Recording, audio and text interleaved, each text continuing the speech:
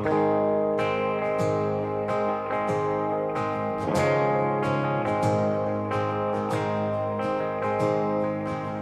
searched the world, but it couldn't fill me. And man's empty praise and treasures that fade are never enough. Then you came along and put me back together. And every desire is now satisfied here in your love. Oh, there's nothing better than you. Oh, there's nothing better than you. Lord, there's nothing is better than you. Oh, there's nothing better. And I'm not afraid to show you my weakness, my failures and flaws. Lord, you've seen them all, and you still call me friend. 'Cause the God of the mountain, He's the God of the valley. And there's not a place your mercy and grace won't find me again. Oh, there's nothing better than you. Oh, there's nothing better than you. Lord, there's nothing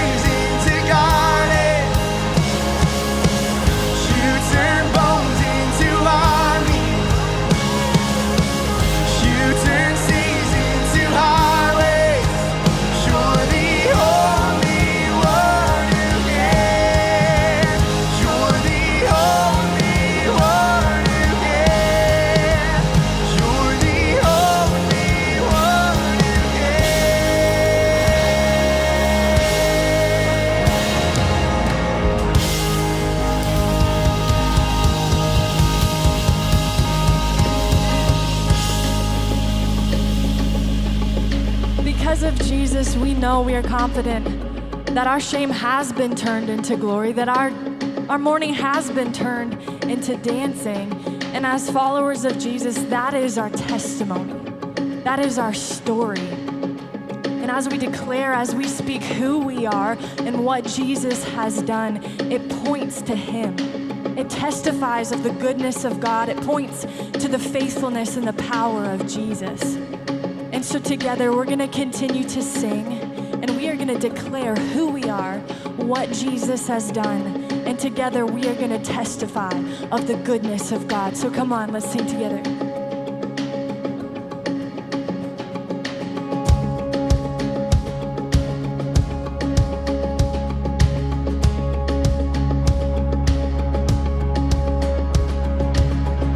I saw Satan fall like lightning. I saw darkness run for cover. But the miracle that I just can't get over, my name is registered in heaven. I believe in signs and wonders. I have resurrection power. Yes, I do. Still the miracle that I just can't get over, my name is registered in heaven. Yes, my praise belongs to you forever. Come on. This is my testimony from death to life. 'Cause grace rewrote my story. I'll testify by Jesus Christ the righteous. I'm justified. This is my testimony. This is my testimony.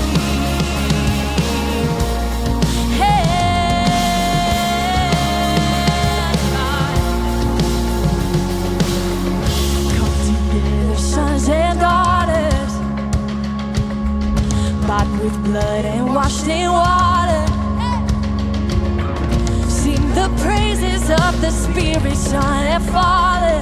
Our God will finish what He started. Yes, our God will finish what He started.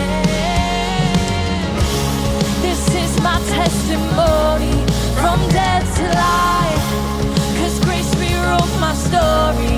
I'll testify by Jesus Christ the righteous. I'm justified. This is my testimony. This is my testimony. Yes,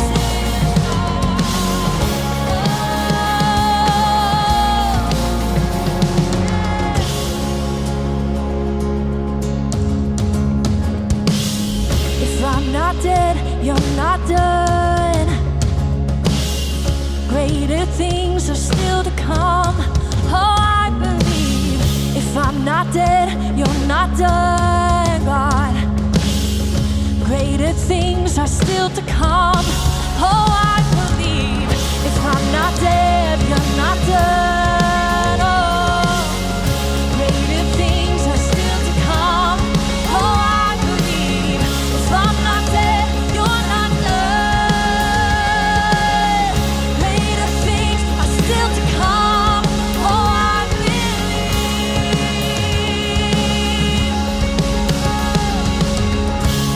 This is my testimony from death to life. 'Cause grace rewrote my story. I'll testify by Jesus Christ the righteous. I'm justified.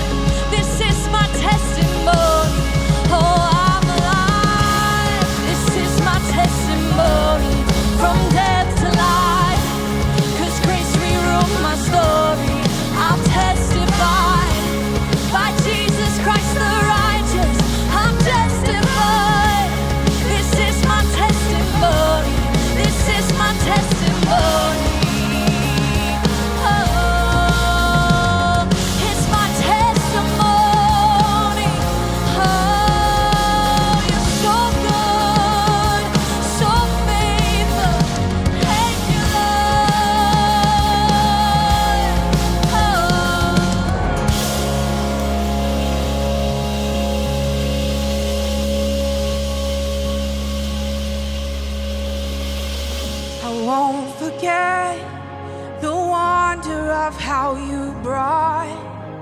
deliverance, the exodus of my heart.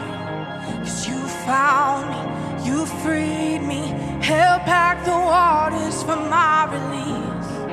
Oh Yahweh,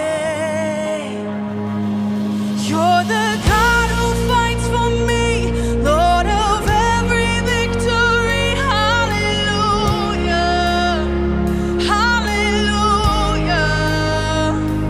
You have torn apart the sea, you have led me through the deep. Hallelujah, hallelujah.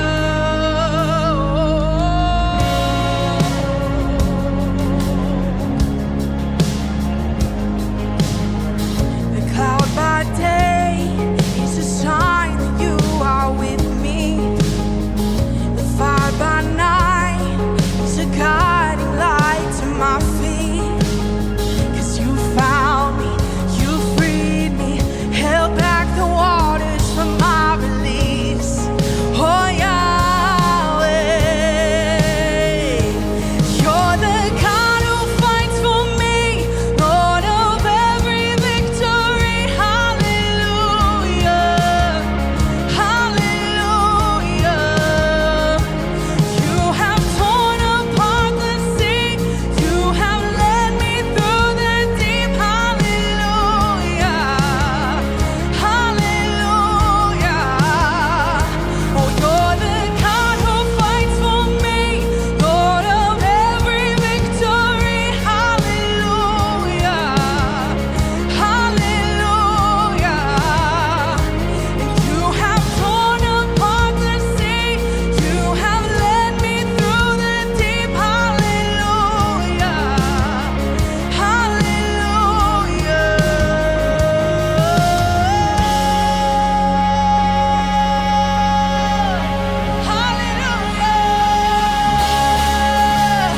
Yes, we praise you, Jesus.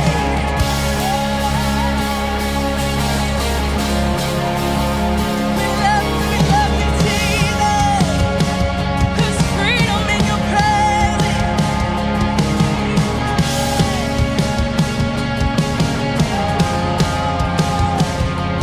'Cause you stepped into my Egypt, and you took me by the hand, and you marched me out in freedom into the promised land. And now I will not forget you.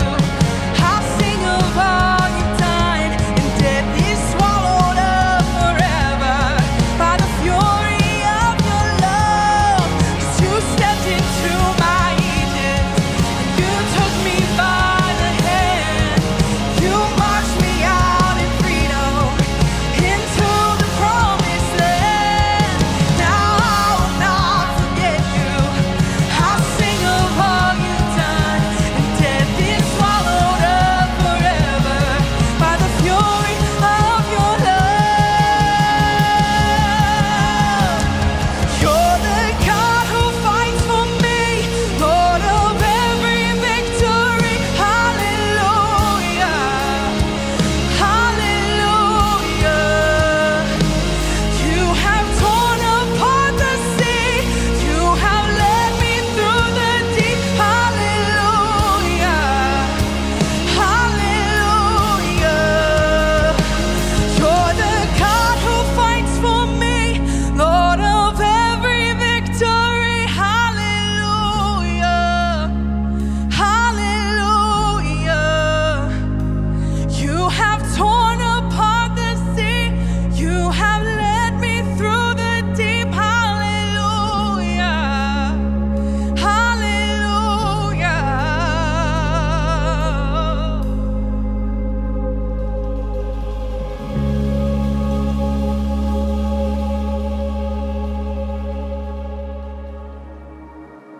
Welcome, Traders Point Online. We are so glad that you're joining us today.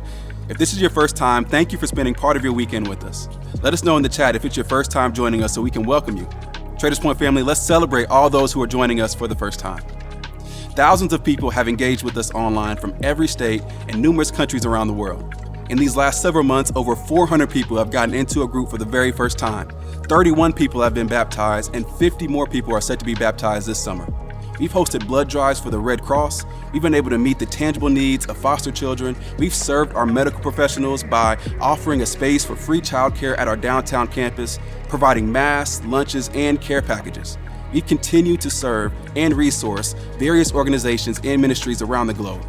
If you want to be a part of all that God is doing at Traders Point through your generosity, you can go to tpcc.org/give. In just a minute, we're going to hear from our teaching pastor, Ryan Bramlett, as we get ready for week 2 of our message series called Good News. As you listen, keep interacting with us in the chat. Let us know what's hitting you and what you want to take away. Our hosts are there to meet you and interact with you throughout the service.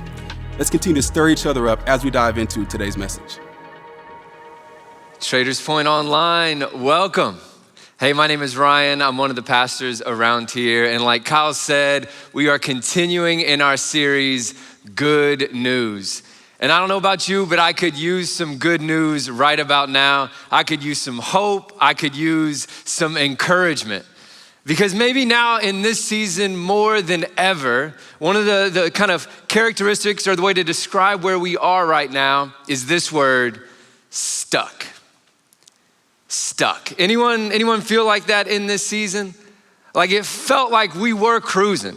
Like we were zooming along, going down the interstate, listening to our favorite song, and then boom, brake lights, and everything came to a standstill. And like the brakes where you have to hit them so hard, it almost swerve at the last minute so you don't hit the car in front of you.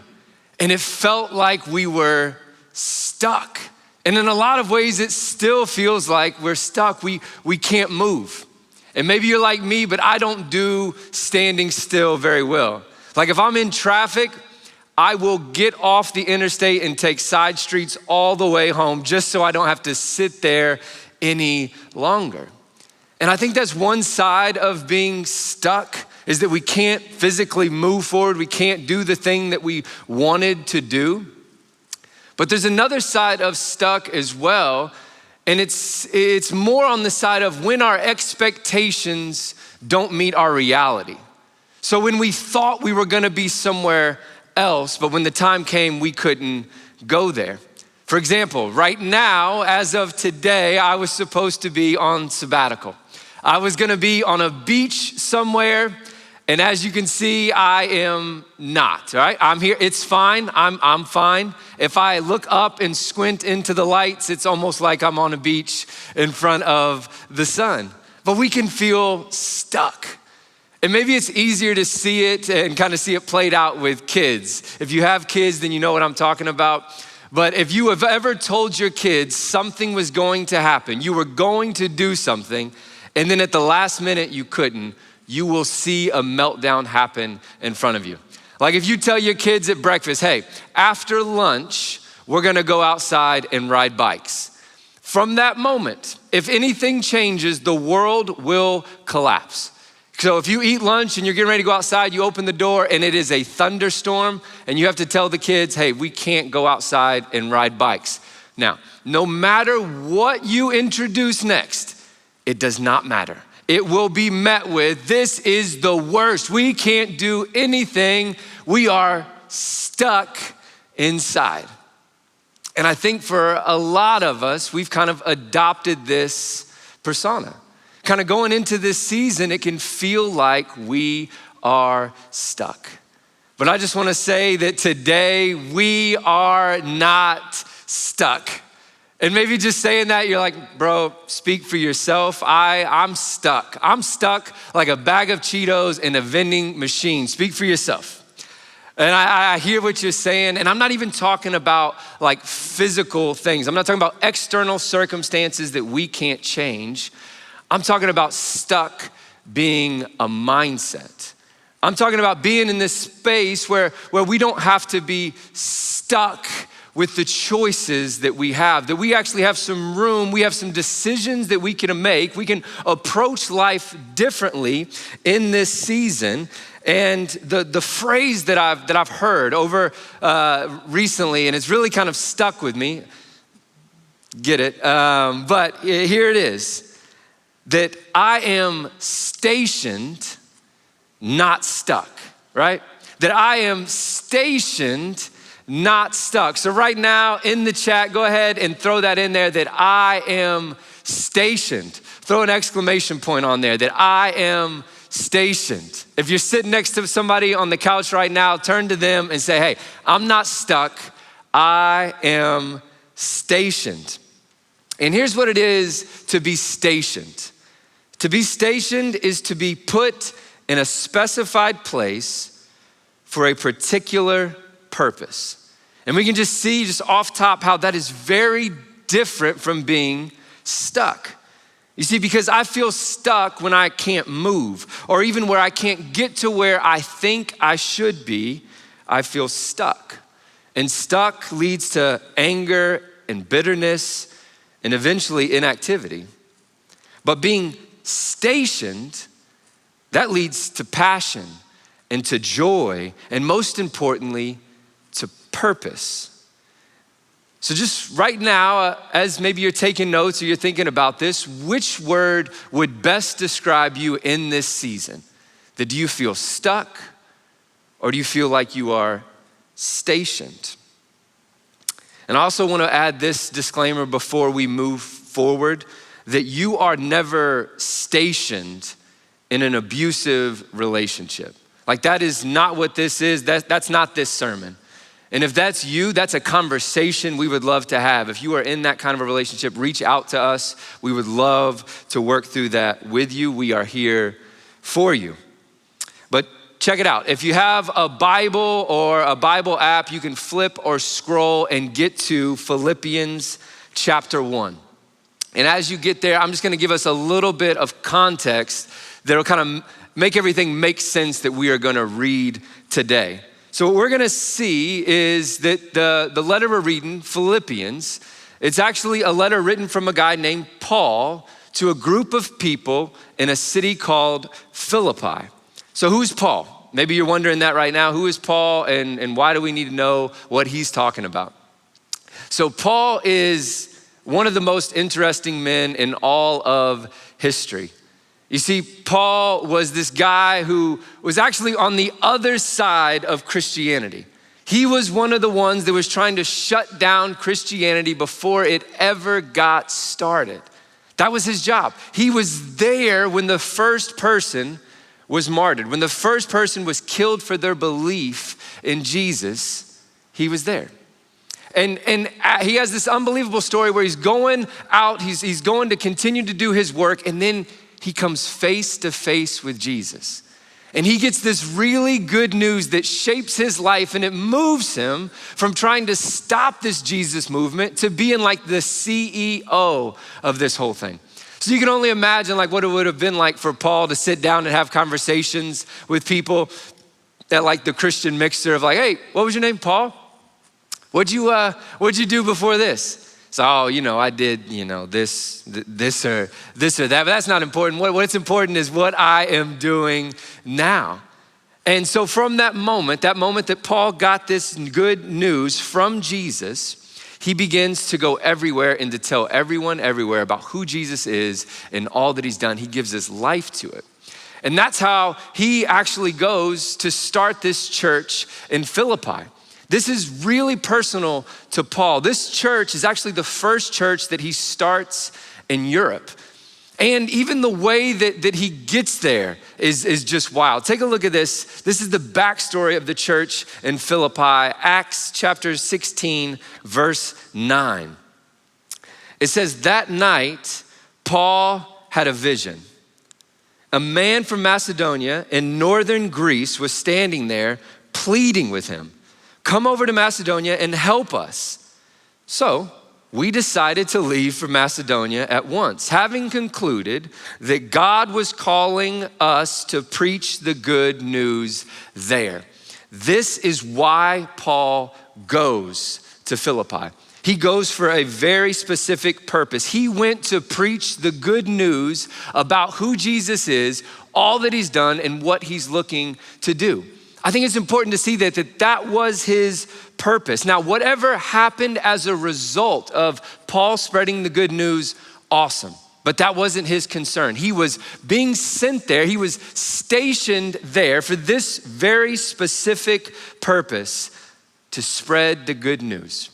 Now, for all of us, as followers of Jesus, we may be stationed in different places, both here in Indiana and around the world, but our purpose, the reason we are there, is the same reason why Paul went to Philippi: to spread the good news of Jesus. We get this purpose. It's from Jesus. Matthew chapter 28, he tells us to go and to make disciples of all people. Tell them everything that I've done. Show them how to follow me. Show them what that looks like to love like me. Baptize them, and then keep going. Continue to spread this good news. That is for all of us. That is our specified purpose for why we are stationed where we are stationed. Jesus gave that to us.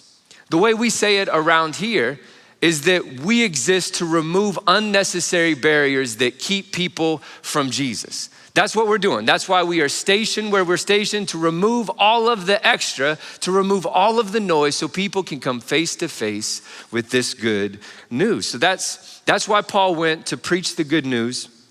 And I just want us to see the beginning of the church in Philippi, because it's unbelievable. Obviously coming that, Paul got a vision from God to go there. It's not surprising, but Paul shows up in this city and starts meeting people. And the first person he meets is this rich woman named Lydia. And he shares the good news with her, and she responds. She starts following Jesus. Her whole family, her whole house starts following Jesus. And then days go by, and Paul comes face to face with this slave girl who is actually being exploited and used for her gifts. And Paul, in the name of Jesus, heals this woman. But it doesn't go well. The people actually get pretty frustrated from him healing this woman, and they thank him by throwing him in prison. But while he's in prison, he tells the prison guard about who Jesus was. So just to think about this is the beginning of the church in Philippi, the church that we're gonna look at today. And it started with a rich woman, a slave girl, and a Roman jailer. It started with the rich, the affluent, the poorest of poor, and the middle class. Everyone in between was there, made up in this launch team of the church. From the beginning, diversity has been baked into the church. It was one of the things that caused people to stop and stare. It's one of the reasons why people joined in on this movement, because they had never seen anything like it before. Who are these people that are loving people that don't look like them? Who are these people that are jumping lines and removing barriers? This is what the church did then, and this is what the world needs to see us do now. But this is the beginning. This is the beginning of that church in Philippi. But Paul eventually gets out of jail there. He goes on, he continues to go throughout the world, starting churches, preaching the gospel. But then years later, Paul would find himself in jail again. And this time when he's in jail, he begins to write these letters to other churches that he has started, just to send them a little bit of encouragement. And that's what we're gonna pick up in today in Philippians chapter 1. And I want us to see that this letter is personal for Paul, that we may not have a name for the slave girl or for the Roman jailer, but Paul does. He knows these people, he knows this city, so he's writing to them, and it comes right off the page. If you take a look at this, Philippians chapter 1, verse 3, look at what Paul says. He says, every time I think of you, I give thanks to my God. And whenever I pray, I make my request for all of you with joy. For you have been my partners in spreading the good news about Christ from the time you first heard it until now. And I am certain that God, who began the good work within you, will continue his work until it is finally finished. We all need a friend like Paul. someone that just reaches out just to let you know, hey, I'm praying for you. Hey, that every time I think about you, it makes me smile. I just want you to know that I love you.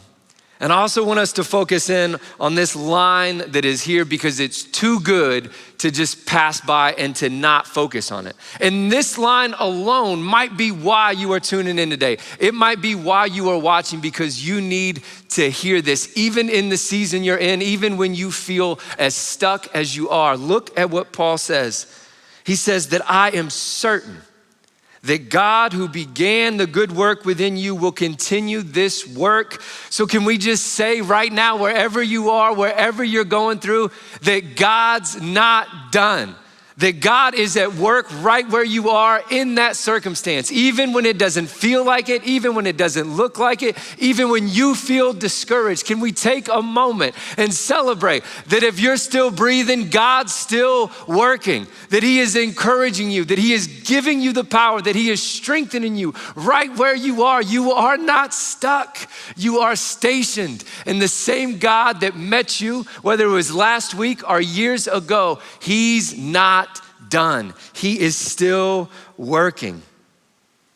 God is incredible. But from the outside looking in, Paul realizes that, hey, some people might have some doubts. Some people might start questioning, like, Paul, I mean, you're in prison. Are things really going how we thought they would? Is this really a good sign? Is this slowing things down? And Paul, knowing, almost perceiving that this is what they're thinking, he says, hey, I get it. I understand why you would think the way that you're thinking, but I want you to know, just off top, I'm stationed here. I want you to know that just because where I'm stationed does not take away from my purpose, and it does not take away from what God is doing. Look at how he shares this with them in verse 12. He says, and I want you to know, my dear brothers and sisters, that everything that has happened to me here has helped to spread the good news. For everyone here, including the whole palace guard, knows that I am in chains because of Christ. Paul says, you may think I'm stuck, and I get that, but I want you to know that because I'm here, things are happening that never would have happened. Like, because I'm here, the whole palace guard knows about Jesus. Like, this is Paul's mindset, and it comes up throughout his writings, that he has learned to live in a way that he can be content in any situations, and that he knows how to speak wherever he is, which is just an unbelievable lesson. He says, I know how to go from any circle that I find myself in. He says, when I show up and I'm with the Jews, I know how to talk to the Jews. When I show up and talk to the Gentiles, anyone that's not a Jew, I know how to talk to them. When I'm in prison, I know how to talk to the prisoners. I know how to talk to the prison guard. I know how to talk to anyone so that I can share this good news with them. And he just wants them to know. He says, hey, I know from the outside looking in, it looks like that I'm in chains. It looks like that I'm chained to this prison. It looks like I'm chained to these guards. I want you to know that I'm stationed here, so I'm not chained to them, they're chained to me. That everywhere I go, they have to go. That everything that I say, they have to hear. So I use it as an opportunity to get this good news out. And I just want you to know the whole palace guard now knows who Jesus is. So don't pity me, or don't think that things are slowing down at all, because God is at work. But for us, like, how easy is it to slip into that mindset of just feeling chained to the things around us, to feel stuck with the way things are going, to feel chained to our work, to feel stuck at work, to feel chained to our school, where we're just kind of stuck there in this season. And we just kind of wait and count the minutes until we can get out of there, or until we can move on to the next season. But what if God is trying to do a work right where we are? And what if what we're supposed to be doing there is taking a look around and saying, no, I'm not gonna wait or wish this away, but what would it look like for me to live with purpose? What would it look like for me to be stationed here? How would things change if my perspective changed? How would it change if we believe that we can actually make a difference right where we are? And that's the good news, that as followers of Jesus, we have the power to make a difference. We've been commanded to make a difference. And if you go back to Matthew there, you'll see that Jesus says, if you do these things, if you live on mission, then you can rest assured I will be with you always until the end of time and anywhere you go in the world. So I just want to ask, what opportunities do you have? What opportunities do you have?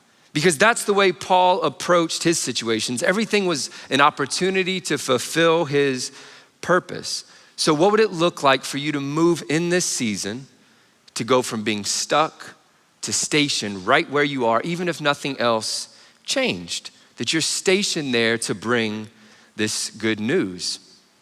You see, when COVID hit, it changed a lot of things for all of us, but even here as a church, and for me as a staff member, it was crazy. Because we were launched into a world that we had never been in before. And in a lot of ways, if I'm being honest, it felt like we were stuck. That's as plainly as I can say it. All of our physical gatherings were suspended. We couldn't move forward the way we had always moved forward. We had to move everything online overnight. And it felt like we were stuck online. And then, I'm telling you, everything shifted. God changed my perspective. That I remember praying and just talking to God, trying to get him to show me, like, what should I do? How do I respond? Help me to understand what I'm supposed to do. And God showed me that I was looking at it all wrong. And this is when it hit me. The church isn't stuck online. The church is stationed online. I'm gonna say it one more time so that we can all hear this. The church isn't stuck online.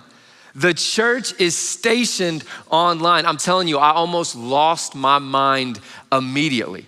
Just that quick shift from feeling like I was stuck to seeing, no, that I'm here for a specified time for a very particular purpose, and that is to get the good news out. That we are not stuck online, we are stationed online. That the church is not chained to online.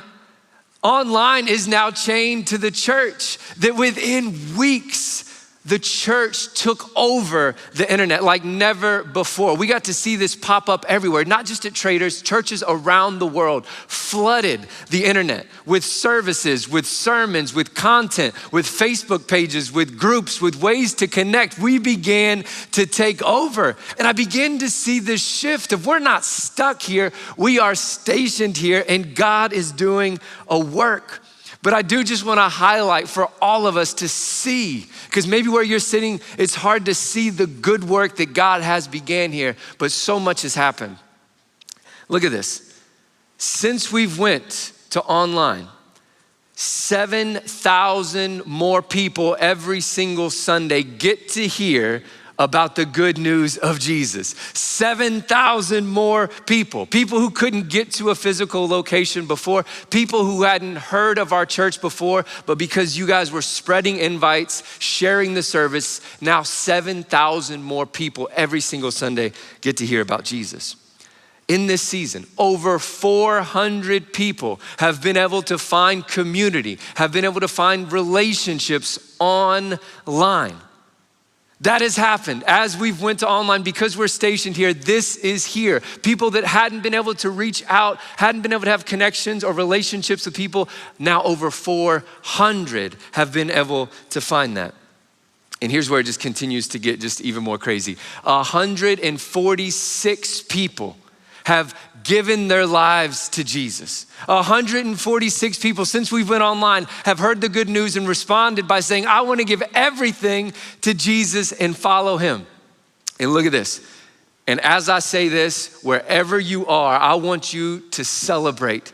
If you can even picture just a little bit of how big and incredible this is, just start celebrating right where you are, in the car, in the living room, by yourself, in the truck. But look at this. Last week, 31 people got baptized. Can we celebrate all that God is doing? That we are not stuck, we are stationed, and God is doing an incredible work. And we can be certain that he is going to finish it. We can be certain that he is advancing his kingdom no matter what. And if you consider the online campus your home, I just want to put this out there for you. If you started tracking with us and maybe you live outside of the Indy area or you can't get to a campus here in Indy, we just want you to know that our launch of the online campus is just getting started. We are hiring a staff. We are doing everything we can to continue to bring Jesus to you so that you can bring Jesus to your community. Be on the lookout for that because we are just getting started. And this mindset that, we're not stuck, but we're stationed. It's for us as a church, but it's also for us individually. You see, a lot of times we miss opportunities because we're too busy looking for a way out. Or we're too busy just holding on, waiting for that next season to show up. From high school to college, from college to that first job, from that job to the job that we really want. Then we can begin to live. Then we can feel stationed. Then we can feel secured. But what would it look like if we looked around and prayed and said, God, maybe I'm not stuck here, but maybe if you have called me and you've stationed me here, then how can I make a difference? Because we believe that God can use you right where you are. That your coworkers need you, that the students around you need you, that we are here to remove barriers that keep people from Jesus. How? By bringing the love of Jesus to them. To approach this season with this mindset, that you aren't stuck at your job, you are stationed at your job. That you're not stuck in school, you are stationed in that school. You aren't stuck in this season, you are stationed in this season to make a difference and to bring the good news of Jesus to everyone. And here's what that looks like. It's in the little moments, the everyday little decisions that we get to make to stand up and to speak out, to shape the environments around us. The gossip. We need you to stop it. That is a barrier that stands in the way of people to be able to hear Jesus. And when we speak up against it, when you're in the office and you hear someone just rattling nonsense about someone else, stand up. It's not enough just not to gossip yourself, but to step into the gap and just say one question. Have you said that to that person that you're talking about? Whether it's a person in the office or a Kardashian or a celeb, whatever it is, have you said that to them? And I'm telling you, 9 times out of 10 times, no. And it will shut gossip down in a moment. But to speak up, the toxic culture, whatever that you're stepping into, that we need you to stop it. Not to just let it slide or not to just say that I'm not adding to it, but how can you stop it? The racism, we need you to shut it down, to stop it. You see, because if we spend our whole lives just not being something, even if we succeed, what did we become?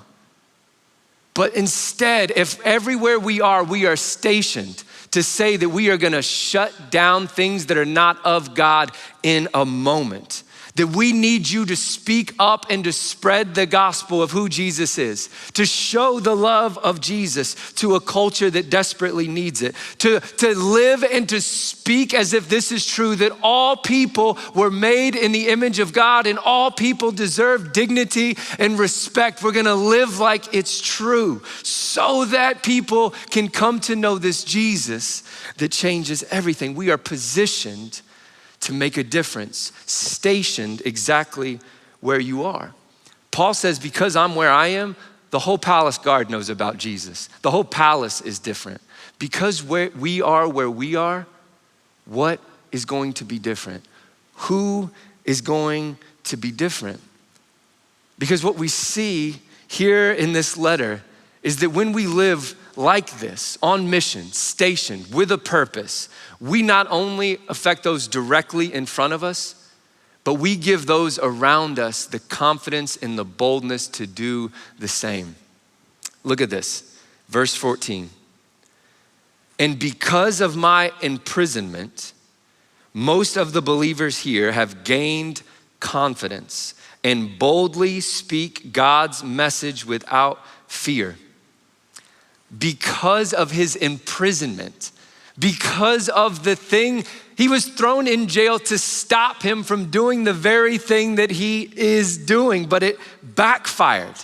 But he said, I'm gonna continue to do what I'm doing. And as he did that, as he was stationed there, the ripple effects were wild. They just continued to scatter from that prison all the way across the world. People came to know about this faith, that even though this guy was in jail, he was preaching to everyone, and people around him began to change. This gave them confidence. This gave them boldness.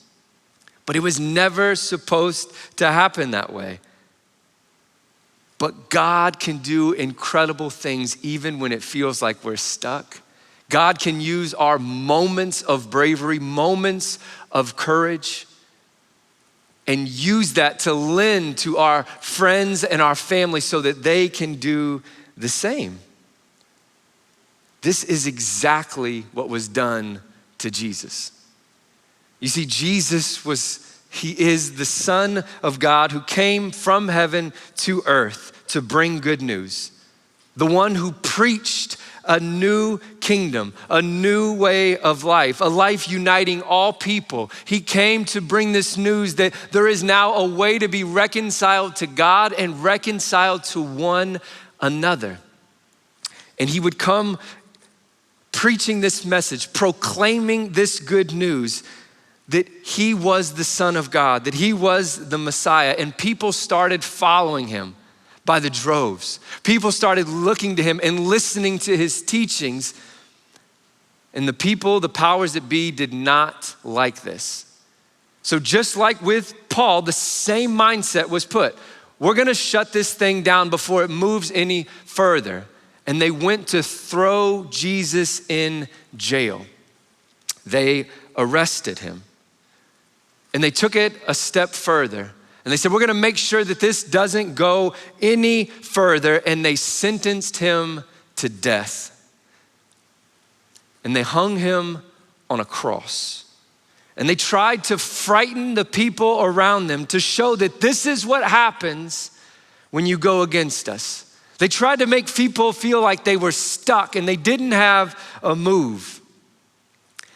And as they would have taken Jesus out onto that cross, and they hung him up there for the whole town to see, pretty much everyone would have looked and seen a man chained to a cross.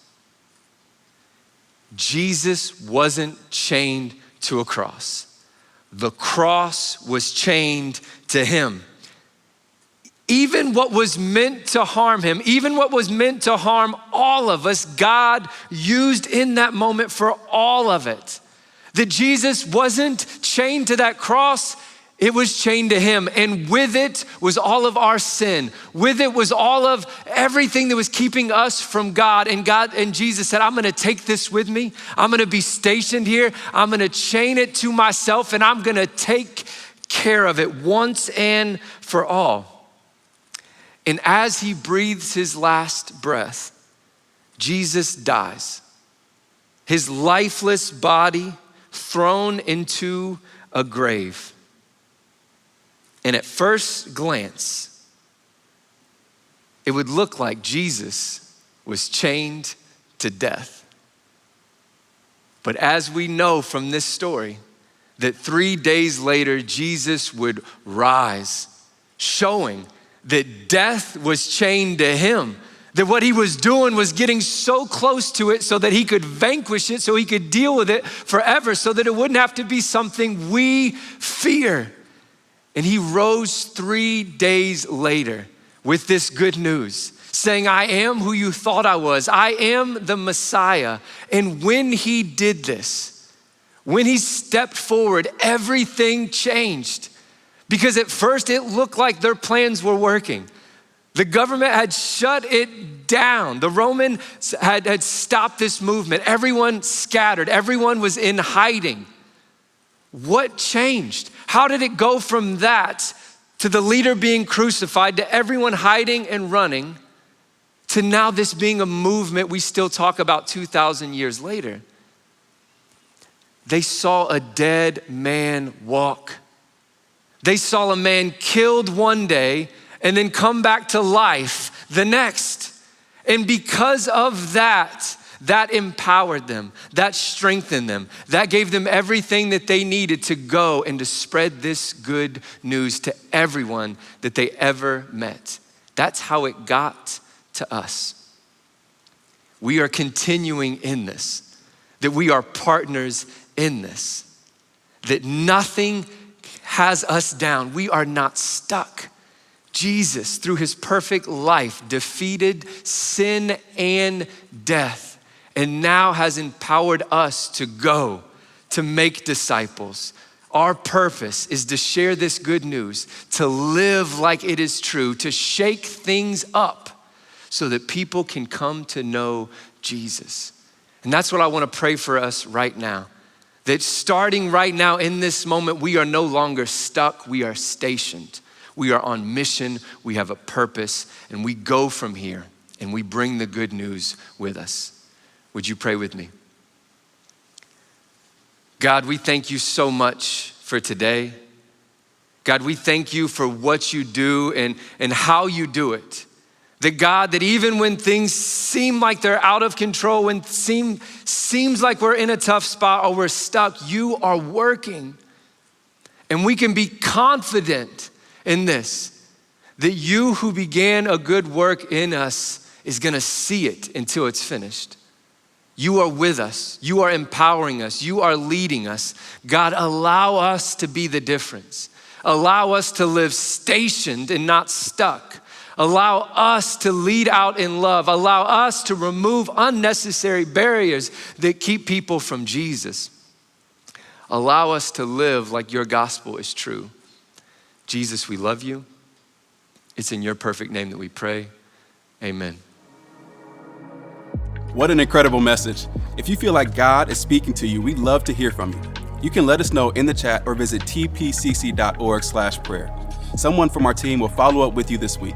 You're not alone. We are here with you and for you. Right now, as we end our time together, I'd like to encourage you, if you're a follower of Jesus, to take a moment to reflect on and remember who Jesus is. For communion, you can use whatever you have available at your house. Crackers or bread or juice, whatever you have on hand. Take a few minutes to quietly reflect on all that Jesus has done for you and all that he's promised he's going to do. Thanks again for being with us today. We'll see you back here next week as we continue this message series, Good News.